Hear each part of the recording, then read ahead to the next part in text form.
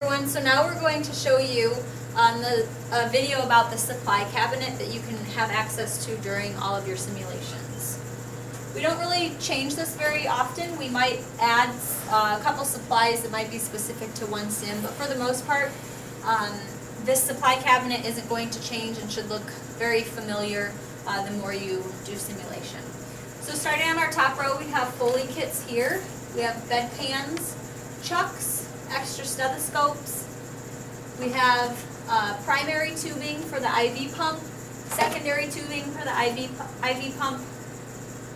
We have emesis basins, blunt needles, various needles here, or various syringes. Some have needles and some don't. If you were to need a different size needle or a different gauge, you can look down here. There's various sizes and gauges there.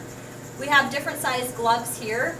We carry medium-sized gloves in each of the patient's room. If you were to need a different size, you can always just take the whole box with you so you don't have to keep coming back and forth. There's extra alcohol preps here.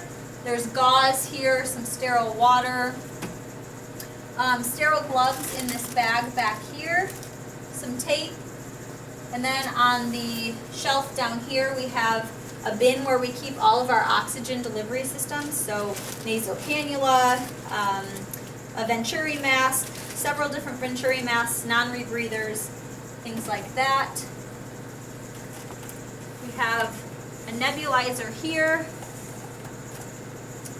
incentive spirometers here, and then on the bottom we just have various linens, some bigger, thicker comforters, some sheets, some gowns in there. So like I said, things don't really change too much as far as the basics of the supplies. So if you need to use anything during simulation, anything is up for grabs from this cabinet.